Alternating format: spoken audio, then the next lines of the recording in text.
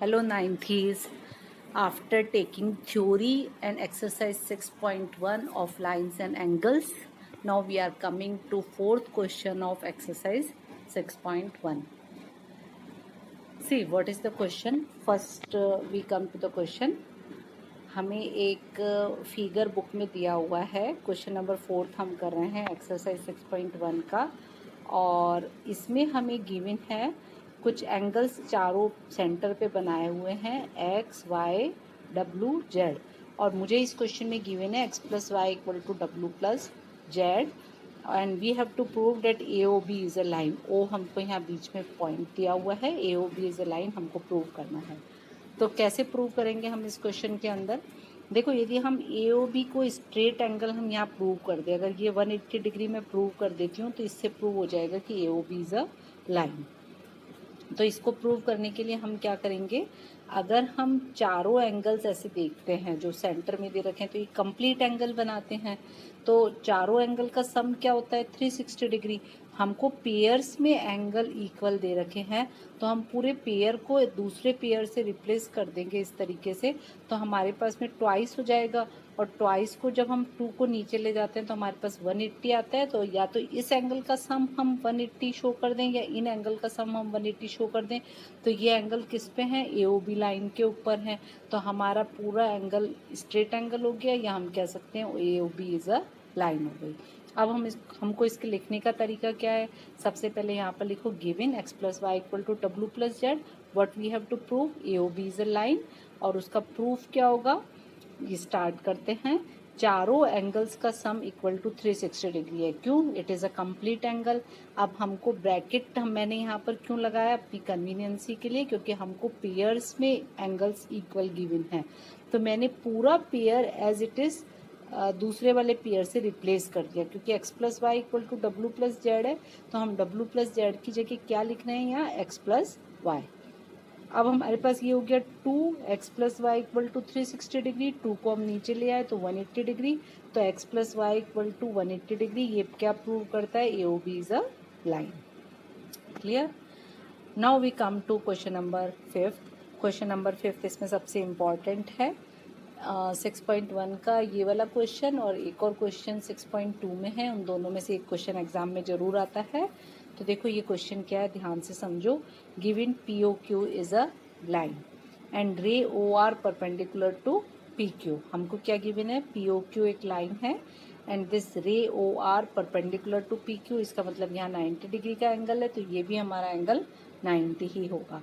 हमें प्रूव करना है angle R O S. Angle R O S कौन सा है? एंगल आर ओ एस ये equal to half of angle Q O S minus angle P O S. इसका half हमको प्रूव करना है.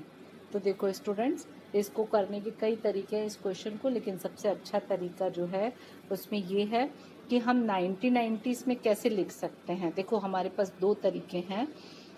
एक तो ये वाला 90 है, एक ये वाला 90 है. पहले फिगर के अंदर समझो इस क्वेश्चन को. तो इस 90 को मैं कैसे लिख सकती हूँ? Angle P O S plus angle R O S equal to 90 degree. और एक और एंगल ये 90 है. ये 90 हम कैसे लिख सकते हैं? इस पूरे में से अगर इस पार्ट को माइनस कर दें तो ये एंगल 90 आ जाएगा हमारे पास में. तो मैंने क्या करा, इसमें एंगल एस ओ क्यू में से एंगल एस ओ आर ये वाला पार्ट माइनस कर दिया, तो ये 90 आ गया. तो इस तरह से हमारे पास दो इक्वेशन बन गई 90 की, और फिर उसको हम आमने सामने रख के और इजीली शिफ्टिंग करके कर सकते हैं. कैसे? Let us see. देखो सबसे पहली इक्वेशन बनाई, angle P A S plus angle R O S equal to 90 degree. Angle P O S plus angle R O S equal to 90 degree. ये फर्स्ट इक्वेशन हो गई. Second equation, angle Q O S minus angle R O S equal to 90 degree.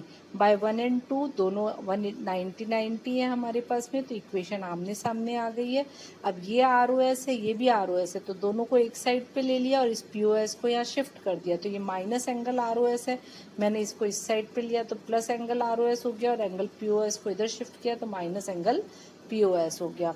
अब angle R O S angle R O S हमारे पास में क्या हो जाएगा? 2 angle R O S equal to angle Q O S minus angle P O S.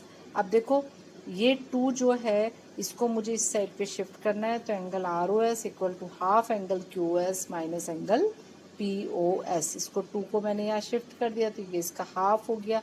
तो हमारे पास में यही चीज़ हमको प्रूव करनी थी, यही हमारी रिक्वायरमेंट थी। तो 2 angle R O S equal to half angle Q S minus angle P O S. Is it clear? तो इस तरह से हम इस क्वेश्चन को कर सकते हैं और इम्पॉर्टेंट क्वेश्चन है। केवल हमें 2 को शिफ्ट यहाँ करना है, तो दोनों के नीचे 2 आता है, इसीलिए मैंने इसको हाफ इसको आगे लिख दिया है और यही क्वेश्चन की हमारी रिक्वायरमेंट थी। Now last question of exercise 6.1। देखो इसके अंदर हमको फिगर गिवन नहीं है, तो इसको फिगर को तुम्हें पहले ध्यान से बनाना है। ये क्वेश्चन भी इम्पॉर्टेंट है, ये भी एग्जाम में आ सकता है।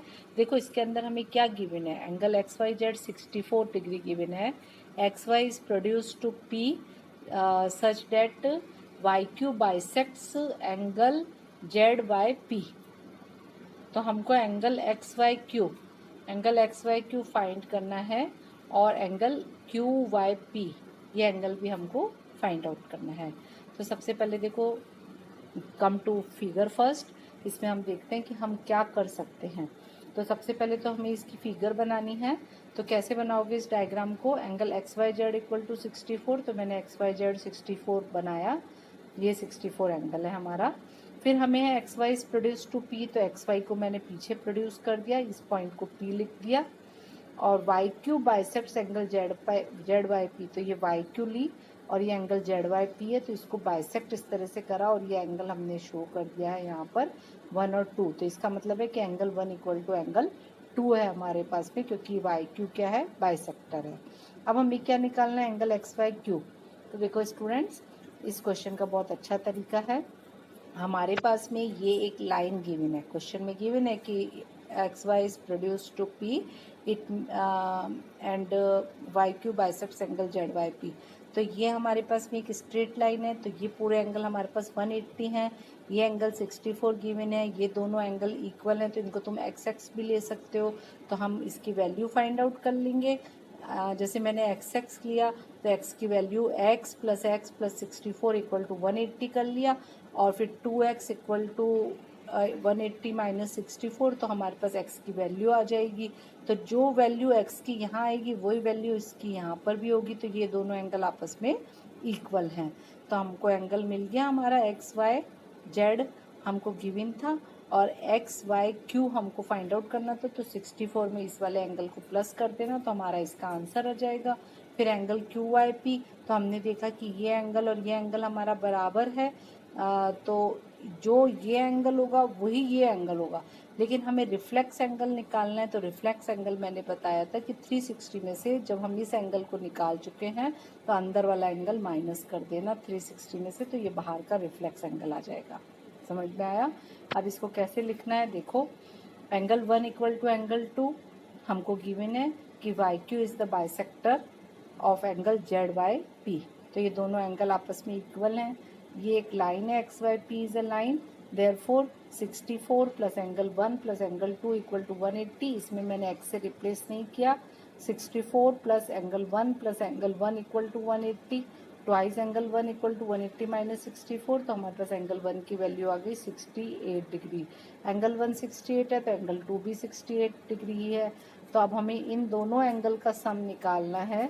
तो 64 के अंदर मैं जो ये 58 डिग्री है हमारा जो एंगल 2 निकला है, इसको मैंने ऐड किया तो मेरे पास में आया 122 डिग्री। तो ये एंगल का सम कितना हो गया, 122 डिग्री।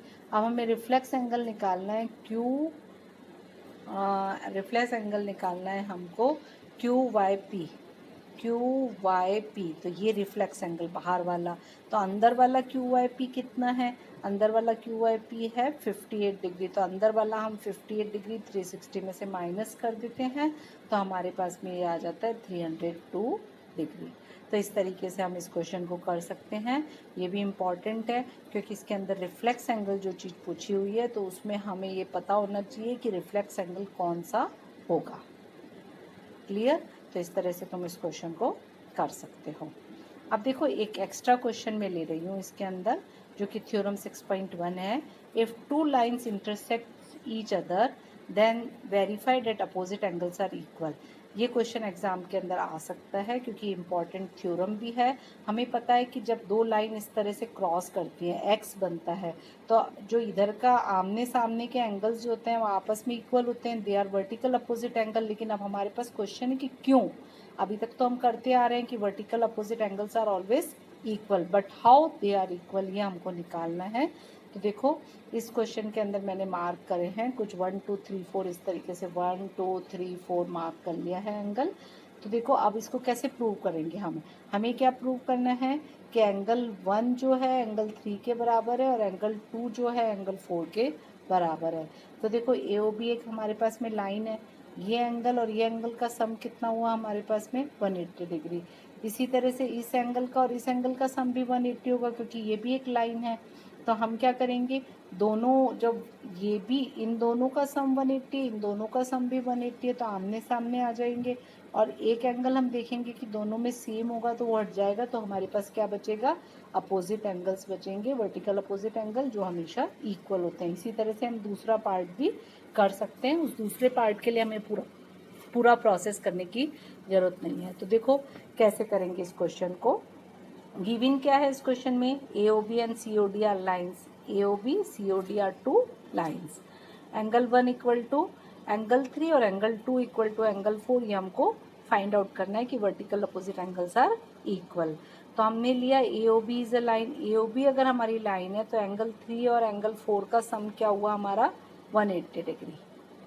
ये समझ में आ रहा है, एंगल 3 और एंगल 4 का सम हमारे पास हो गया 180 डिग्री।